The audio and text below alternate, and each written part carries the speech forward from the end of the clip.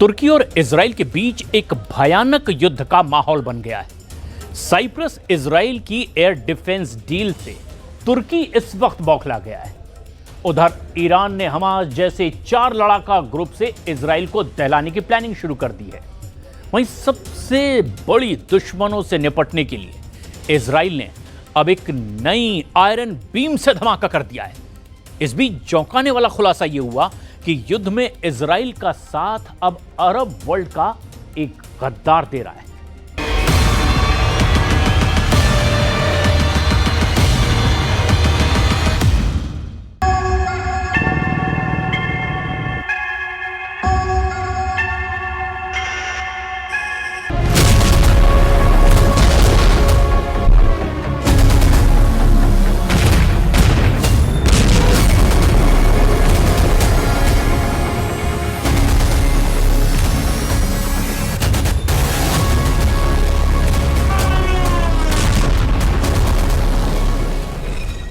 Israel ने Qatar को दहलाया तो सबसे ज्यादा तुर्की तिल मिलाया। इजराइल ने यमन में हूथी पर बम बरसाए तो सबसे ज्यादा एर्दोआन भड़के। सीरिया में इजराइल के जंगी जेटों से बरसते बम खलीफा का खून खौला रहे हैं। गाजा में इजराइल के मिसाइल धमाकों का हिसाब तुर्की लगा रहा है, क्योंकि 2700 साल पुरानी निशानी के लिए तुर्की और इजराइल भिड़ गए हैं। इजराइल और तुर्की ने हथियार तान दिए हैं। तुर्की तबाही के तेवर दिखा रहा है। तुर्की आंखें तरेर रहा है। तुर्की के राष्ट्रपति ने नेतन्याहू को हद में रहने की धमकी दी है। तुर्की ने कहा है कि नेतन्याहू नफरत की आग में जलते रहेंगे, लेकिन उन्हें वो ऐतिहासिक चीज नहीं मिलेगी जिसे एर्दोआन ने तिजोरी में बंद कर रखा है। क्या है वो ऐतिहासिक निशानी?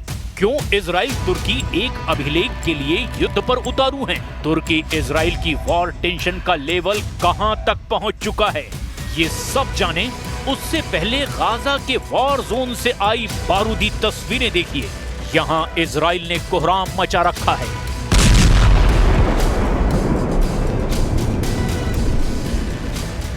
बम धमाके से भर भरा कर ढहती बहुमंजिला इमारत। मिसाइल धमाकों के बीच जान बचाकर भागते लोग। दिन हो या रात इजराइल बम बरसाता जा रहा है। मिसाइलों की बौछार से गाजा का आसमान धुआं धुआं है। गाजा से अपना सामान समेटकर लोग भाग रहे हैं। भगदड़ के दृश्य दिल दहला देने वाले हैं। गाजा में अब भूख मिटाने के लिए भी बारूद फांकने को लोग मजबूर हो चुके हैं, मगर मौत का तांडव रुकने का नाम नहीं ले रहा। इजराइल की कोशिश हाई राइज इमारतों को जमींदोज करके उन सुरंगों तक पहुंचने की है जहां हमास लड़ाके अब भी डेरा जमाए बैठे हैं। बहुमंजिला इमारतों को इसीलिए भी इजराइल ढहा रहा है क्योंकि यहीं से स्नाइपर हमले थम नहीं रहे हैं। गाजा में इजराइल के जमीनी हमले शुरू होने के बाद से 90% लोग घर छोड़कर भाग चुके हैं। गाजा में जारी बारूदी घमासान के बीच फिलिस्तीन लीडरशिप ने पहली बार प्रेसिडेंट ट्रंप पर हमला बोला है। फिलिस्तीनी नेता गाजी हमद ने ट्रंप पर पक्षपात करने का आरोप लगाया है।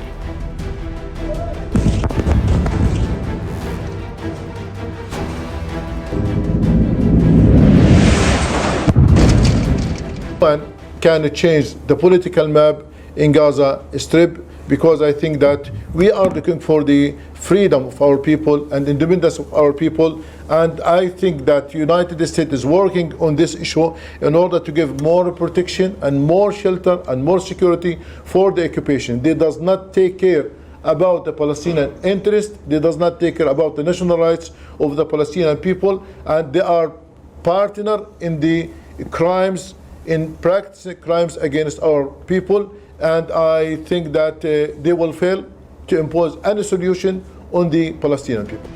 गाजा में हमास का सफाया जैसे जैसे करीब दिख रहा है, ईरान नए सिरे से इजराइल की तबाही का प्लान बना रहा है। ईरान ने हमास और हिजबुल्लाह के कमजोर पड़ने के बाद अब नए फाइटर ग्रुप्स का एक नेटवर्क खड़ा कर लिया है। ईरान समर्थित नए लड़ाका ग्रुप हैं हरकत अल नुजाबा, कताइब सैयद अल शोदा, हरकत अंसार अल्लाह अल औफिया और कताइब इमाम अली। ये ऐसे फाइटर गुट हैं जिन्होंने अमेरिका से टक्कर ली थी। ईरान की कुद्स फोर्स से इन लड़ाका ग्रुप का सीधा कनेक्शन बताया जाता है। हरकत अल नुजाबा 2013 में बना फाइटर ग्रुप है जिसका टॉप कमांडर अकरम अल काबी है। हरकत अल नुजाबा ने सीरिया की लड़ाई में निर्णायक भूमिका निभाई थी। अमेरिका के मुताबिक लड़ाका ग्रुप को पैसे, हथियार और खुफिया जानकारी ईरान देता है। इजराइल का सिरदर्द बनने वाला दूसरा लड़ाका ग्रुप तताइफ सैयद अल शुहदा है, जिसे 2013 में शिया धर्म स्थलों की रखवाली के लिए बनाया गया। ये फाइटर ग्रुप इराक में अमेरिकी दूतावास और सैन्य ठिकानों पर हमले करता है। नए दुश्मनों से निपटने के लिए इजराइल ने भी तैयारी शुरू कर दी है। पीएम नेतन्याहू ने ऐलान किया है कि इजराइल दुनिया का सबसे बेहतरीन हथियारों का प्रोडक्शन शुरू करने जा रहा है। What we are going to do is to build an arms industry that will match the best arms industries in the world with one proviso. We want to produce first for ourselves on a much larger scale and with unimaginable innovation. वहीं Israel के रक्षा मंत्रालय ने अपने air defence system को लेकर अहम ऐलान किया है। मंत्रालय ने बताया कि इजराइल का laser iron beam defence system चालू हो गया है। आने वाले महीनों में इस हाईटेक सिस्टम की बैटरियों की तैनाती की जाएगी। ये इजराइल के एयर डिफेंस और लेजर रक्षा प्रणाली को अभेद्य बना देगा। खासकर हूथी लड़ाकों और ईरान के हमलों से ये इजराइल को बचाएगा। इजराइल का नया आयरन बीम ड्रोन के अलावा मिसाइलों, रॉकेटों और मोर्टारों को मार सकता है। इससे ये स्लो स्पीड से चलने वाले खतरे यानी कि केवल ड्रोन को मार गिराने की तुलना में कहीं ज्यादा शक्तिशाली हो जाता है। Iron beam M250 millimetre 50 kilowatt की बीम लॉन्च करता है। इसे बड़े ट्रकों पर लगाया जा सकता है। आयरन बीम 450 मिलीमीटर 100 किलोवाट की बीम लॉन्च करता है। आयरन डोम की तरह इसे भी वॉर जोन में ले जाया जा सकता है। इजराइल ने साफ किया कि आयरन बीम बैटरियों का उत्पादन और तैनाती बड़े पैमाने पर की जाएगी। इसे कुछ खास जगहों पर सीमित नहीं किया जाएगा। इजराइल ने ताकत की नुमाइश की है तो तुर्की भी पावर गेम में पीछे नहीं है। तुर्की खासकर जुलानी और नेतन्याहू के बीच बढ़ रही दोस्ती से टेंशन में है।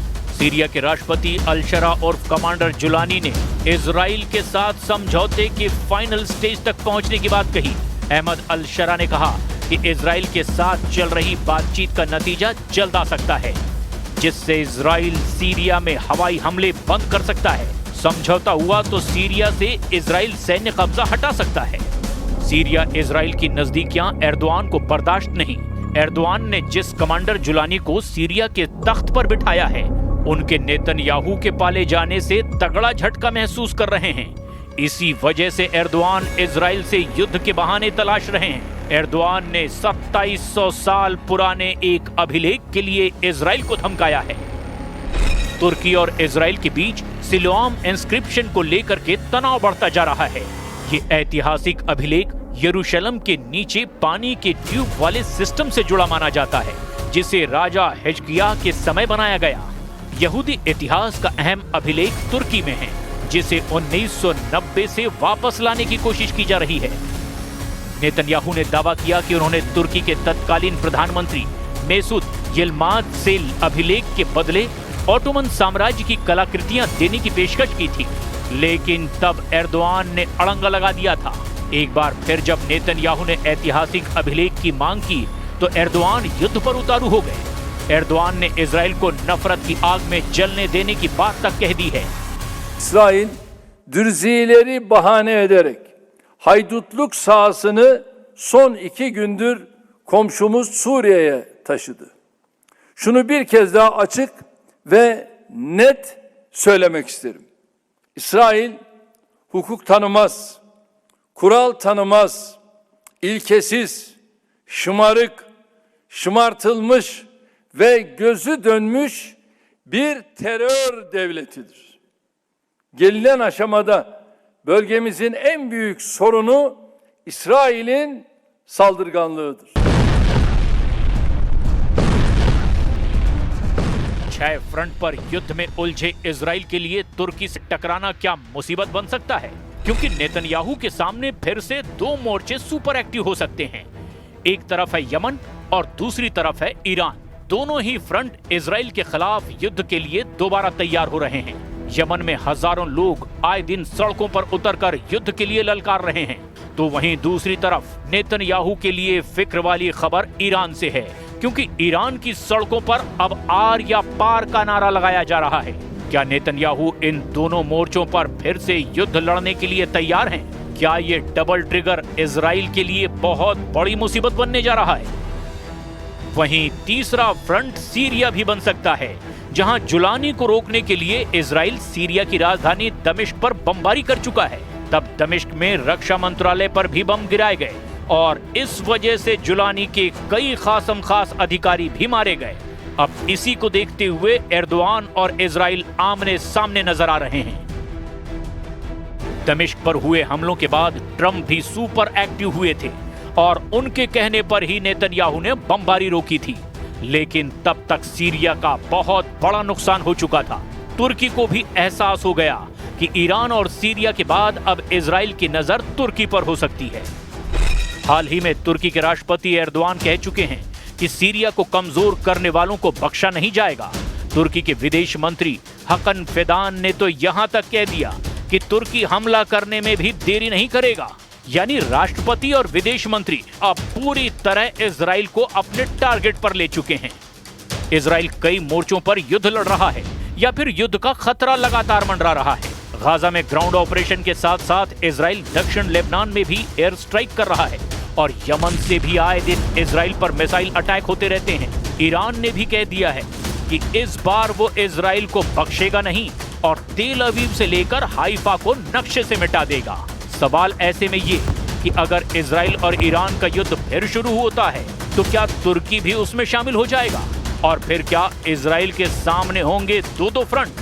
और इसे देखते हुए पश्चिम एशिया में अब ये महीना बहुत अहम माना जा रहा है और ऐसे में पूरी दुनिया की नजर अब गाजा पर टिकी है।